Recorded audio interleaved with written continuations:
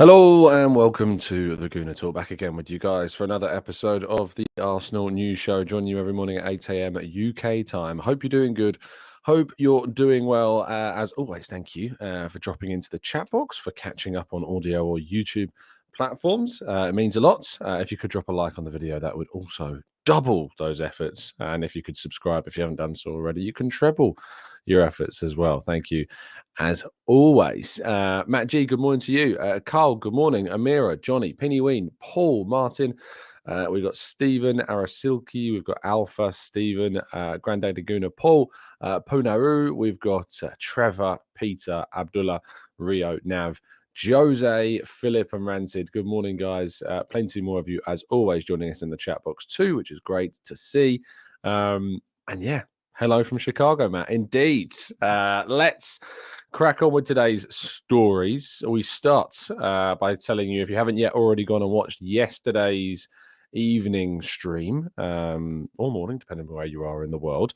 But myself and Sophie from the Hybrid Squad sat down and we talked a bit about what we would define as success for this season. It's been a topic of discussion amongst the Arsenal fan base, and we thought that we would chip in with our own kind of discussion about what we consider success. Is this season a success if we were to finish second? So if you've got your thoughts on that and you want to hear what ours are, I suggest you go over and watch that. We also talked a little bit about the online abuse that we've both suffered in the last few days as well, particularly Sophie, in light of her appearance on Sky Sports and some of the specific sexist, homophobic abuse that she's received. And we talked about that in great detail. So if you haven't already given that a watch, I recommend that you do so. Certainly worth your time. Now, moving on to today's stories. Firstly, Arsenal's under-21s beat Everton. Now, Arsenal's hopes of winning the PL2 table are unfortunately pretty gone. There isn't much chance of Arsenal getting any kind of hopes of catching the 53 points Manchester City whilst they sit on just 34. However, there was always the threat of relegation from the league, with Leicester, Spurs and Wolves under 21 sitting 28 points is what Wolves are on, and that's only six less than Arsenal. So Arsenal needed to make sure that they were getting their wins on the board, and they managed to do that with a 4-1 win. It was 4-4 at half-time, so a second half rally enabled Mehmet Ali's side to get the recognition that the team and the performance deserved and get a big victory against the Toffees. Now, Arsenal have confirmed they will play against Manchester United in July in New York. The team is set to play the MLS All-Stars at Audi Field on Wednesday, July 19th in Washington, D.C. However, we have now added another fixture to that calendar, which will be against Man United, as I say, at the MetLife Stadium in July 22nd, which is making it the first time that two clubs have ever played each other on American soil.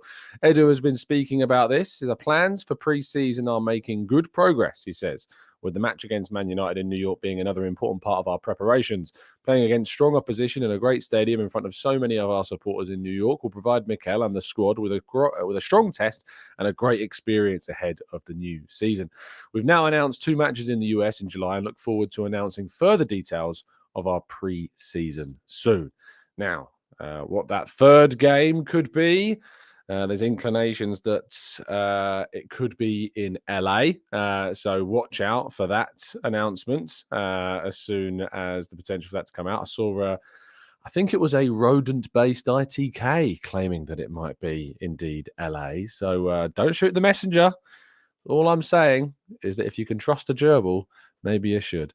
And that probably rounds off the US tour side of things. But yeah, Man United, good opposition, good preparation, and I maybe suffices the desire, the desperate need to see any Premier League, all Premier League oppositions facing off against one another away from the UK for some time at least. Now, sticking with Edu and the Athletic, and Art Darosh has reported that Arsenal's sporting director has brought in a double reinforcement to help support him during the the summer and future January transfer windows. Ato and Ellis, Jason Ato and James Ellis have been promoted. Ato has been appointed the assistant sporting director.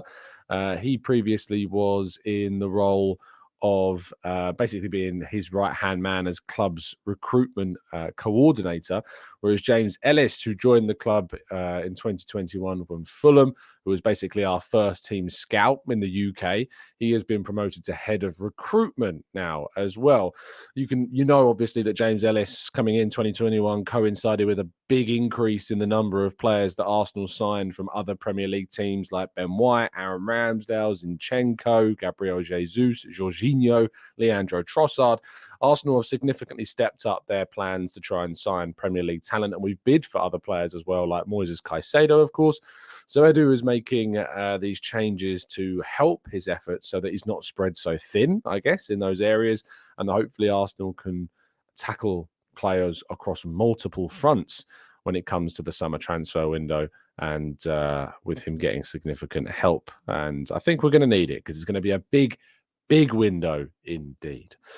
Now moving to transfers, and Jonathan Johnson of CBS Sports has suggested that Marseille could be Balogun's destination for the summer, either as a loan or another loan with an obligation to buy, which of course is what Matteo Guendouzi used to get his permanent switch to the French city.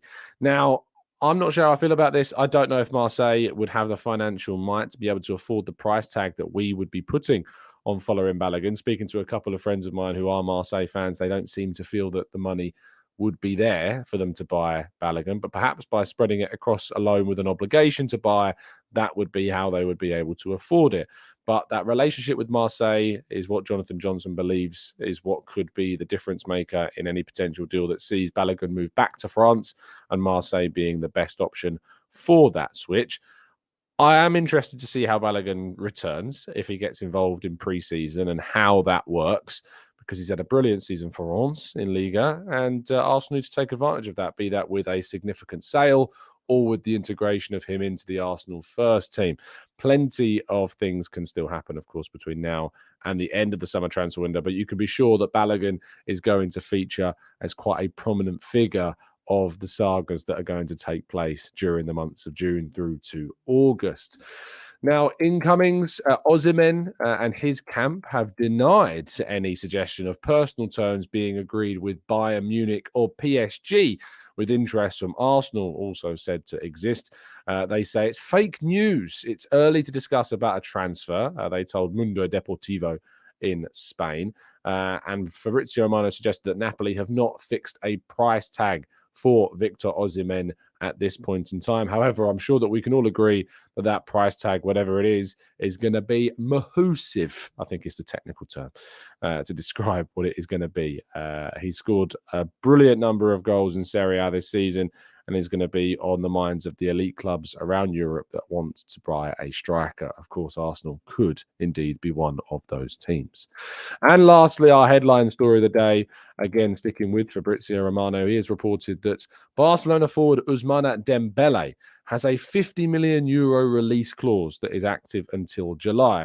The player is said to be very happy still at Barcelona. However, it will be interesting to see if any clubs look to tempt Barca from moving on from the player. Now, we have talked about Arsenal needing to think about bringing in competition for their forward line, and particularly a right winger who can add competition to Bukayo Saka. And at €50 million, which is about 44 million pounds, it seems almost an absolute no-brainer that Arsenal would make a move for Dembele, and that Arsenal would have an interest in the player to be a competitive option for our front line. Now, yes, there has been concerns over Dembele's injury history over the past, but he has been able to string a fair few performances and a good run of games together for Barcelona this season. I don't know why I've spelt his name wrong, but certainly he would be performing much better than my spelling abilities or typing abilities there. There we go. But yes, Ousmane Dembele potentially could be one that Arsenal are. And as the picture suggests, I don't think one that Arsenal should be sleeping on at all with this one. Now, before we go to part two, I need to continue to tell you about our prize that we've got going on at the moment. You can win a signed Gabriel Martinelli and Bukayo Saka signed and framed double Mount. There are 153 tickets available still, and 2 days, 11 hours of the competition left. It's a great chance to win a brilliant prize because only just over half of the tickets have been sold, giving you a great opportunity to win this. Tickets are £3.95 a pop. If you want to get involved with this one, I suggest you get on it quickly with only 2 days to go until the competition closes. Best of luck to those, of course, who do get involved. Okay, then, part 2, your questions coming up right after this.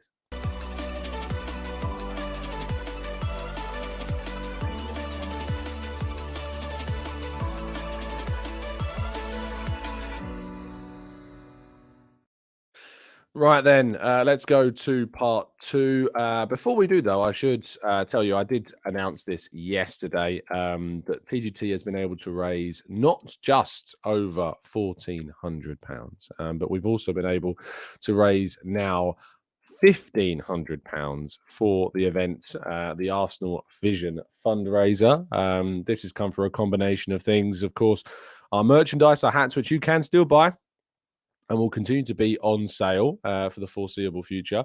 We're looking at hopefully trying to introduce some more different types of merchandise as well for the new season, beyond just the hats.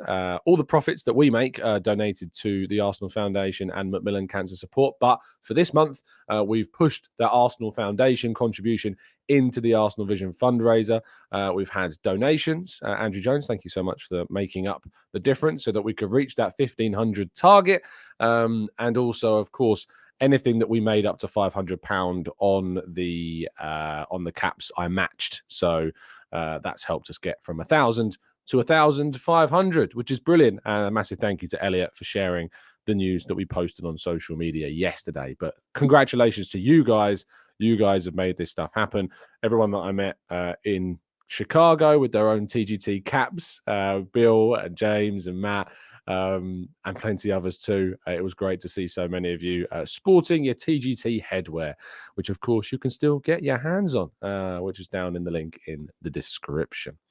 Right then, let's jump into the chat box and see what you guys are saying. Matt G says, so are we just going to are we just expected to gloss over your don't sleep on Dembele joke? Yes. The reason I picked that picture, I had that pun lined up from the start. You should know this by now. King's Football Show on Twitch. Thank you, King. Hope you're doing well, my friend. Says Dembele would be a perfect opportunity for us, and his position is indeed on the right wing. Penny Wynn says, with the young guns drawing 4-4 at 1-1 at halftime. Did I say 4-4? Goodness me. They were drawing 1-1 at halftime and went on to win 4-1. My bad. My bad completely. Rancid says, Dembele is like Neto. Great player, but always injured. Not for me. We need players who we can rely on. Let's have a quick look, shall we, at Moussa Dembele's injury record for this season. Let's see how he's been affected by injuries. If I go on Transfermarkt injury history. So in 22-23, he has missed a total of 17 games. That's actually a lot more than I thought.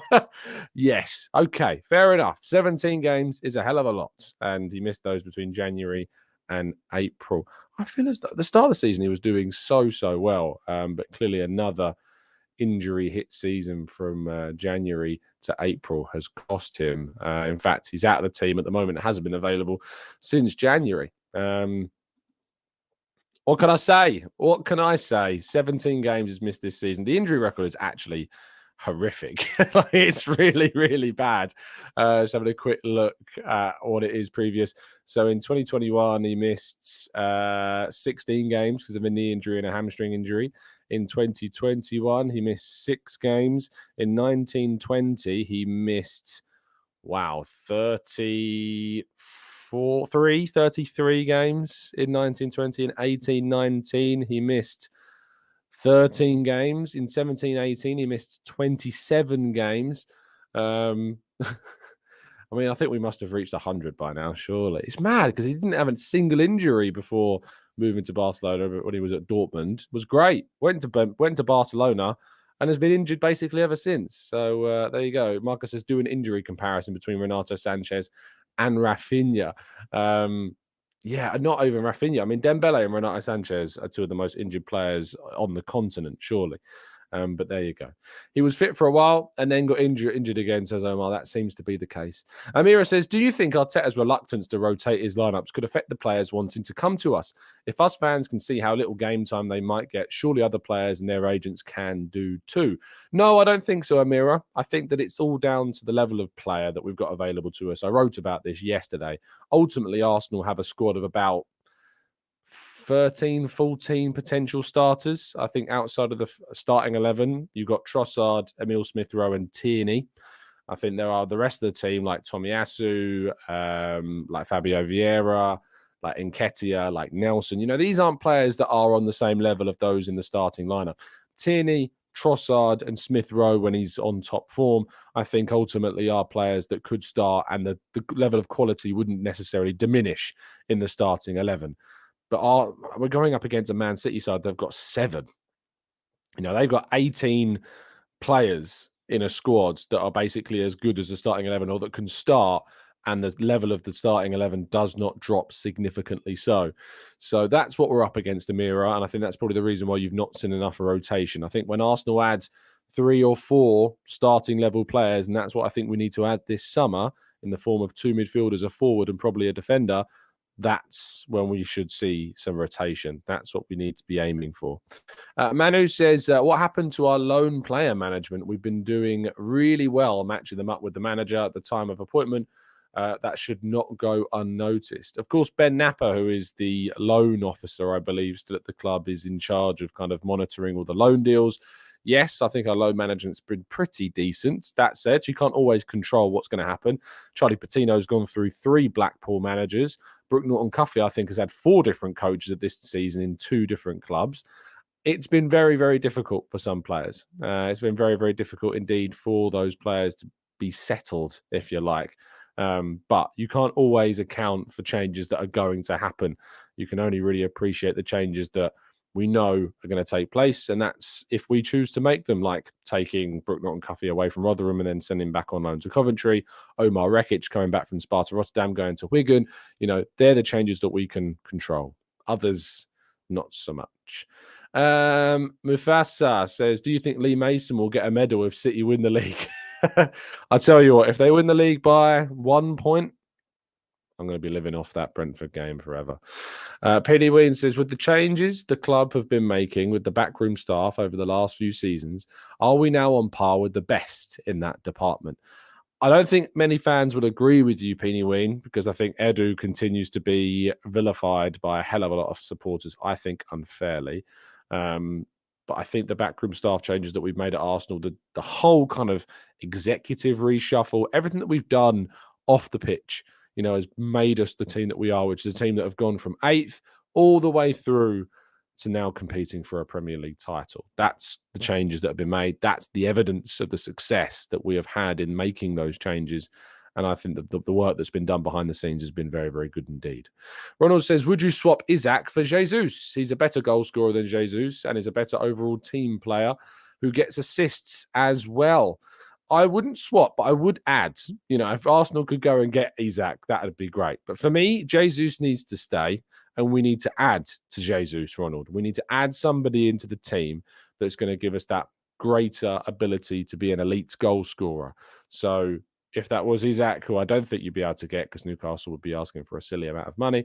But I think Arsenal need to be going out into the market and looking. My pick, as I said yesterday and I've said before, is Gonzalo Ramos from Benfica. He's the striker that I would like Arsenal to go and get. I think he would be perfect. He's got 25 goals and 11 assists in 30-plus games this season for Benfica across all competitions. He is the guy that I would be going for. So, yeah, go get me Gonzalo Ramos. He's who I want. £105 million release clause. Would I pay it? Yeah. Yes, I would. I would absolutely pay it. Let's go to King says, is Balogun the next Osimhen? And is it better to take a punt on him to keep and renew his contract? His record in France is better than what Victor Osimhen's at a younger age in a worse team. Of course, Victor Osimhen played for Lille and had, as King describes, less of an impressive goal-scoring record playing for a better side. I think it's an option for us this summer. I think Balogun's form, Balogun's ability and growth needs to be taken into account, and we need to consider having him in the side for next season. It's absolutely something that's on the table that we need to discuss and that should be considered. So I hope that is going to be the case for next season. We'll have to wait and see. Triple A says, hello, Tom. Is there any merit in the rumours of ESR to Villa? I'm sure that there is. Villa Smith Rowe for some time. They had 3 bids rejected for him in 2021. And I would not be surprised in any way, shape, or form of them returning to try and sign Emile Smith Rowe in the future. So yes, I do, Triple A. I do think there is credit to any links between Smith Rowe and Villa, and I would not be surprised if they tried to sign him again in any future transfer window. Nasha says, do you think that Arteta's made a mistake taking Trossard out for Jesus before he was ready and had proven why he deserves it more? I think that Jesus needed to come back into the team. What I think that we have missed a beat on is rotating Trossard in for someone like Xhaka and making us a little bit more potent up front. I think that we could have started Trossard against West Ham and Southampton over Xhaka. You know, against Southampton, we brought in Fabio Vieira. I think maybe bringing in Trossard would have been a better idea than bringing in Vieira. In the future, I think in the games that we've got left, I think we can be adventurous, maybe other than the Newcastle game. So I would like to see Trossard brought in for those games. Callum says, do we have a 50 million buyback for Willock? Not that I'm aware of. I've never been made aware of any kind of buyback. I know we have a 20% sell-on clause around that figure, but I don't know of any buyback clause involved in that deal. Abdullah says, hey, Tom, I can't recall any player scoring a hat-trick under Mikel Arteta. Correct me if I'm wrong. Eddie Nketiah, I think, has got a hat-trick under Mikel Arteta, I think. Let me just have a quick check. Nketiah hat-trick. Nketiah scores first senior hat-trick against, I think it was in a cup game, Sunderland in the Carabao Cup. So there you go. Eddie Nketiah has a hat-trick under Arteta. Rancid says the Champions League semi-final game on Monday is 3,000 tickets away from a sellout. Will we see Tom at the game? Fingers crossed. Fingers crossed. I'm waiting to hear if I'll be there. To be honest, I don't think I'm going to be. I think Kaya is going to be there, but it is what it is. I put my name forwards. That's all I can do. That's all I can do. Dan says, Knowledge 14 says, I know what I saw and what I didn't see. You didn't ask an ESR question earlier. Why lie? Knowledge 14. I don't know. I don't know what that's about. Knowledge says, I asked a question about ESR earlier. I didn't see it. You don't demote about it. If I miss it, I miss it. It's what it is. Put it in again after a few minutes. Don't spam the chat. But yeah, if I miss it, I miss it. Fuad says, why has our set piece defense so much been poorer compared to last season? What do you put that on? I think defensively, we've just not been as good as we were last season. I think that when it comes down to set pieces, we are lacking the same level of height that we used to have. I think that White going to right back over Tomiyasu lessens the amount of height that we've got. I think Zinchenko going into left back lessens the amount of height that we've got. So I think there are just more physically adept players in the air than we've had. But I don't really know what the ultimate reason is for that. It's difficult to know the out-and-out reason why we're less good defensively. I think maybe we put a more emphasis on being an offensive side, and that's maybe cost us defensively a bit. But we're more expressive defensively as well, which is a bit riskier. It's difficult to put an exact reason on why we aren't as good defensively. If you think back to 2 seasons ago, I think we conceded a very low amount of goals for the whole league. So we know that we're capable of it. And you know that if we bring more defenders into the team in the summer, hopefully that improves again. Robert says, is scoring 25 goals for Benfica in the Portuguese league any better than Balogun in France? The reason why I like Gonçalo Ramos in particular, and I know that you're saying about the Portuguese league and the French league and all of this stuff, but Gonçalo Ramos has continued to improve his pedigree, not just in Portugal, but in the Champions League. He's got 3 goals and 3 assists in the Champions League this season. He scored for Portugal in the World Cup, scored a hat-trick actually in the World Cup, which is a fantastic achievement. He scored, he's got assists in big games as well. He's got an assist against Juventus in their group game this season in a 2-1 win for Benfica in Turin. He started all of their Champions League group stage games other than one, I believe, that includes Benfica playing against, as I say, Juventus, going undefeated against PSG in 2 games as well. I think Benfica have been one of the best sides on the continent this year. And yes, I think they were unfortunate to go out to Inter Milan, especially in that game at home. In that game at home against Inter, they were the better sides and conceded 2 goals and were very unfortunate not to go through. So don't get it twisted. I think Gonzalo Ramos has been fantastic and is proving that on both a domestic and international and continental stage. So that's why I think the pedigree is there. He's also 6'1" and adds that physicality that we've been crying out for as well. So I think from that side of things, he'd be a very good option for us. Aubameyang against Leeds, another hat trick you guys have come up with under Arteta as well.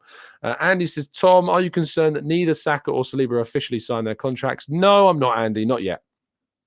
I'm very confident about those 2 players signing deals. So, no, I'm not concerned. I think they're kind of just waiting for the season to be done, and then we might see more on those 2 in the future. Let's go to let's go to RUAG. It says, how many players do you think we need in the summer? 5, maybe 6 is my answer. I think forward, 2 centre mids, defender, second defender, maybe a left back if we lose Tierney. So there you go. That's what I think we need. Jonas says, hey, Tom, would you take someone from the relegation battling teams like Nottingham, Forest, Southampton, Leeds, Leicester or Everton? 3 of them are going to go down. From Southampton, I'd absolutely take Lavia. All day long, I would take Lavia. From Leeds, is there anyone in that Leeds team that I would take? Somerville, maybe. I really like Somerville. I think he's a fantastic young player. Maybe he's someone that could be an option for our forward line. Leicester, no, I don't think so. Tielemans, I've kind of moved on from now.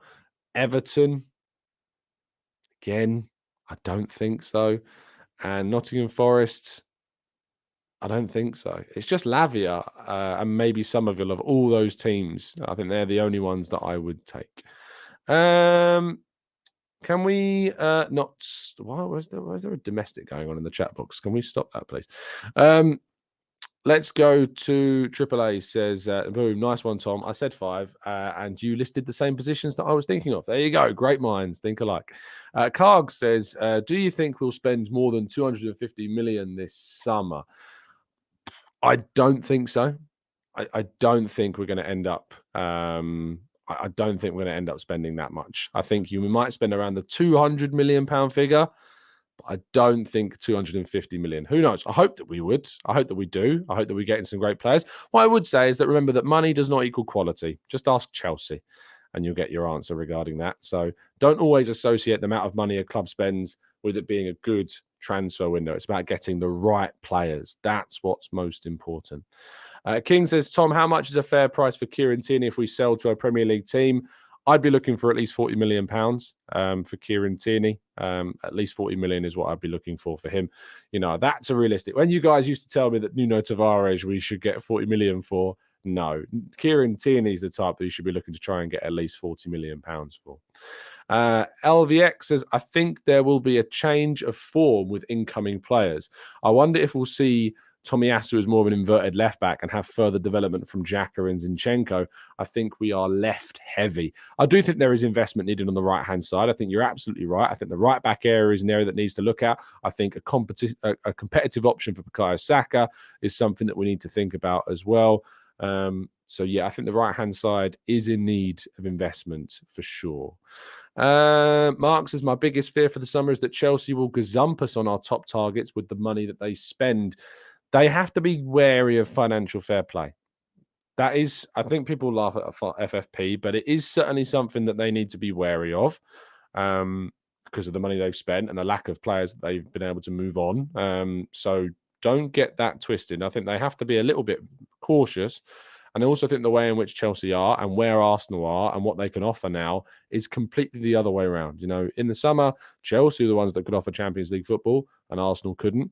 Chelsea were the ones that looked like they could offer a project that was moving towards a title. Now, certainly Arsenal are the team that can offer that. So I don't think it's as easy as maybe some people suggest. Olu says, hey, Tom, we are on 90 goals for this season, but defensively have been poor. Our priority is athleticism in the midfield and a RHS of defense, right-hand side of defense. For me, I was like, what is that acronym? The right-hand side of defense. Yes, absolutely. LVX says Somerville has so much potential and has a really good buy-up option. Yeah, maybe that I said before. I think Somerville and Lavia are the two that I would look at if you were looking to bring in some reinforcements from those sides that could go down this season. Vegas, thank you so much for the kind donation. Hey, Tom, how confident are you in Edu going into next season? Yeah, confident. I think Edu gets a bad rap. I think he is underrated by people. I really do. He gets a lot of stick, a hell of a lot of stick. I think he's done a great job. I think he's a big reason why we competed for a title this season. And I think the squad that he's built is deserving of credit. Is he perfect? No. Has he made mistakes? Yes. But I think he is personally underrated as a sporting director. That's my view of things. And I'm saying it how it is. Some people like to use the terminology. That's how I think that it is. So there you go. Anyway, thank you so much, guys, for tuning in. Really appreciate your time, as always. I'll be back tomorrow morning at 8 a.m. again. However, Monday, unfortunately, there won't be an 8 a.m. show live. I am planning on doing I think, a pre-recorded preview show for the Chelsea game. I might be doing two previews. I might be doing one with you guys, the members, and I might be doing that on Sunday. And then I might be doing one with a Chelsea fan on Monday. On Monday. So one with you guys on Sunday at the usual evening time for a preview show. And then one with, I think, from a Chelsea perspective on Monday.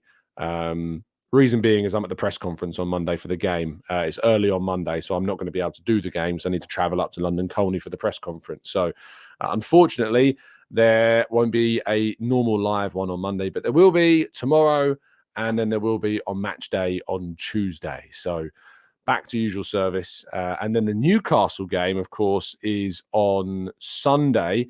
I'm hoping to be at that game, but it is a big, big commitment travel-wise to get up there and back. So it's probably going to be a hotel job for Newcastle, but we'll have to wait and see what happens.